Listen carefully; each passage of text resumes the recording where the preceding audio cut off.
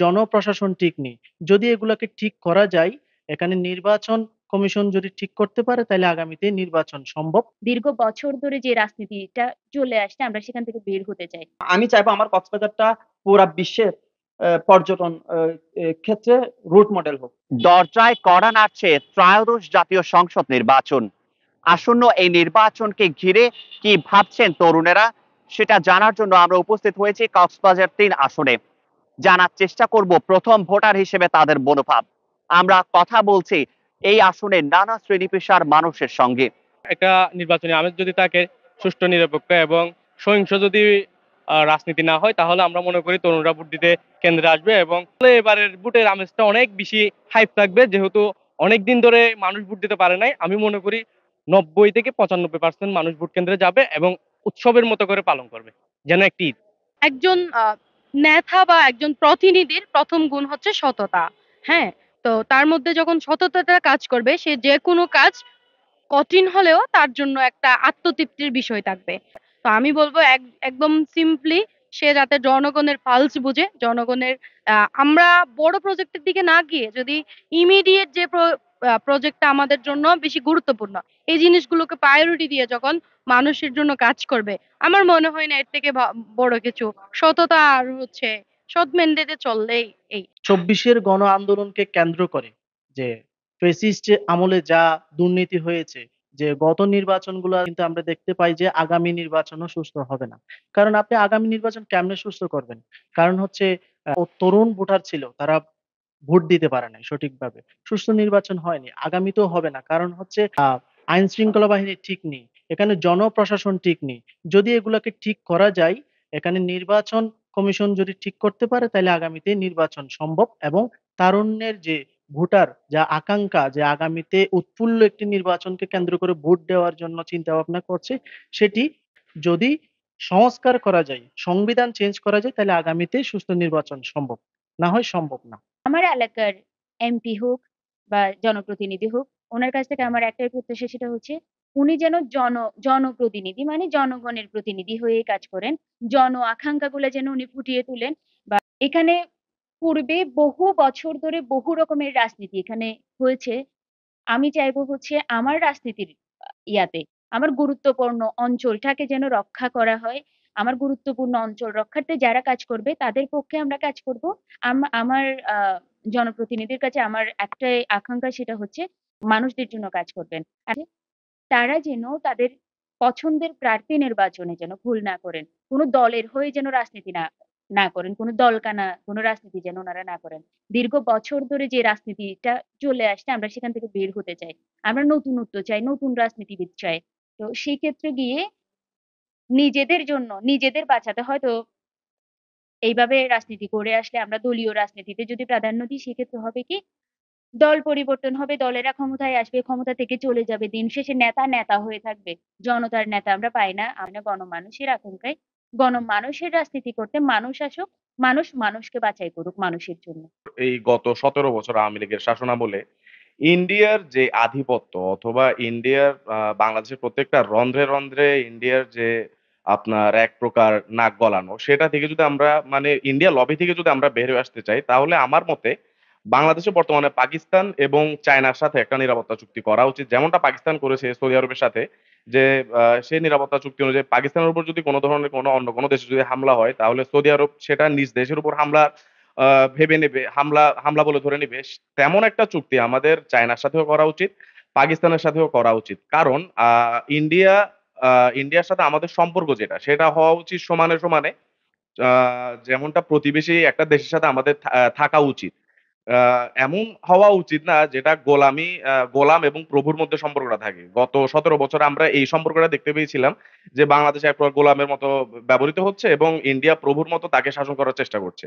তো এই লবি থেকে, এই ষড়যন্ত্র অথবা এই সাম্রাজ্যবাদ থেকে যদি আমাদের বের হয়ে আসতে হয়, তাহলে আমাদের উচিত অনতিবিলম্বে পাকিস্তান এবং চায়নার সাথে একটা নিরাপত্তা চুক্তিতে যাওয়া এবং ইন্ডিয়ার সাথে আমাদের যে সম্পর্ক সেটা সমানে সমান করা। আমি মনে করি রাষ্ট্রের সবচেয়ে বেশি নজর দেওয়া উচিত এই জায়গাতে, যেটা হচ্ছে চিকিৎসার কাজ। বলতে গেলে হচ্ছে আমরা দেখি বাংলাদেশের মানুষ চিকিৎসার কারণে হচ্ছে খুব বেশি কষ্টে ভুগে। এবং ওনারা হচ্ছে বাহিরের দেশে চলে যাওয়ার জন্য চিন্তা ভাবনা করে সামান্য কিছু চিকিৎসা হলে, যেমন আপনারা বেশ কিছুদিন আগে দেখেছিলেন ফারুকী সাহেব এসেছিলেন আমাদের উপদেষ্টা মহোদয়। উনি এসে কিন্তু এই কক্সবাজারকেই আমি বলতে চাই, কক্সবাজারে চিকিৎসা না করে উনি হেলিকপ্টার নিয়ে কিন্তু ঢাকাতেই চলে গেছেন। এর পরপরই কিন্তু আমি আরেকটু শুনেছিলাম উনি বাহিরের দেশে যাওয়ার জন্য চিন্তা ভাবনা করেছিলেন। তো ওটার জন্য আমি বলব হচ্ছে রাষ্ট্রের সবচেয়ে ১ম চিকিৎসার খাতটাকে গুরুত্ব দেওয়া খুব বেশি জরুরি। ২০২৪ সালে যে জুলাই গণঅভ্যুত্থান হয়েছিল, এই গণঅভ্যুত্থানে ১৫০০ এর উপর আমার ভাই-বোন নিহত হয়েছে এবং হাজারের উপর আমার ভাই-বোন আহত হয়েছে এবং এখনো অনেকে হাসপাতালের মধ্যে কাতরাচ্ছে এবং আমাদের জুলাইয়ের আকাঙ্খা, যত আকাঙ্খা আছে এসব যদি প্রতিফলন না হয়, তাহলে আমরা এই নির্বাচন কখনো হতে দিব না। কারণ জুলাইয়ের সাংবিধানিক ভিত্তি সংবিধানের মধ্যে আগে থাকতে হবে। তখনই কি আমরা নির্বাচন চাইবো। যদি এরকম কিছু প্রতিফলন না করে তাহলে আমরা কখনোই নির্বাচন হতে দিব না। ঘুরে ফিরে নেতা একই রকম।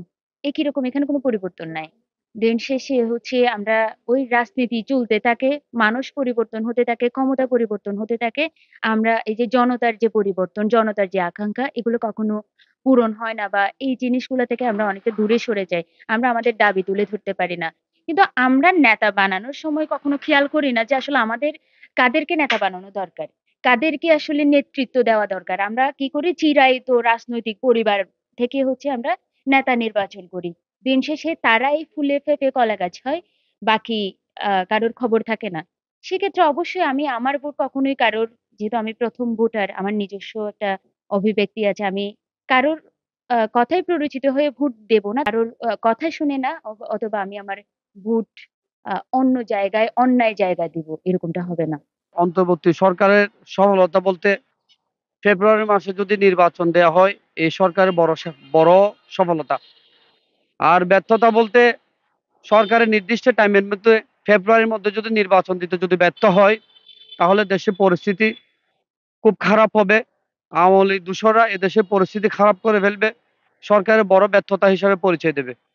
যদি নির্বাচিত হই, আমি যদি নির্বাচন করি, প্রথমে আসুক, আমি যদি নির্বাচন করি কক্সবাজার সদর ৩ আসন নিয়ে আমি নির্বাচন করব।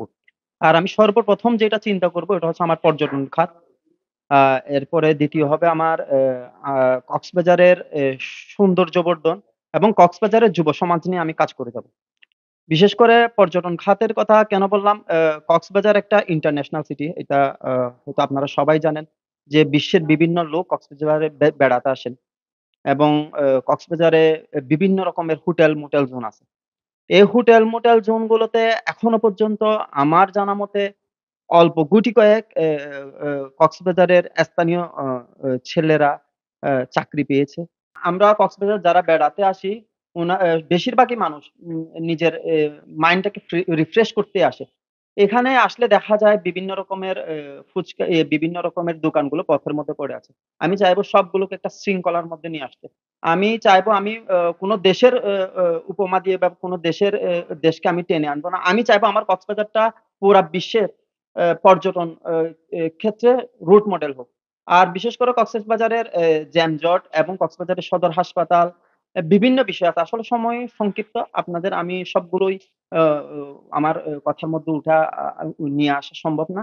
বিশেষ করে সদর হাসপাতাল যেটা ২৫০ শস্য ২৫০ বেডের আছে, ওটাকে আমি চাইবো ১,০০০ করার জন্য। আর হচ্ছে আপনার কক্সবাজারের যে জ্যাম-জট, আপনি সকাল সেই ১০টা থেকে শুরু করে রাত্রে ১১টা পর্যন্ত এখনো জ্যাম লেগে থাকে। এই এইটা নিরসনের জন্য আমি কাজ করে যাবো। বিশেষ করে আমি কক্সবাজারের যত টমটম, অটোরিকশা যারা আছে ওদেরকে আমি বিভিন্নভাবে রুট ভাগ করে দিয়ে ওদেরকে চলাচলের ব্যবস্থাটা করে দিব। দর্শক এতক্ষণ শুনছিলেন কক্সবাজার সদর রামু ও ঈদগাঁও উপজেলা নিয়ে গঠিত কক্সবাজার ৩ আসনের তরুণদের মনোভাব।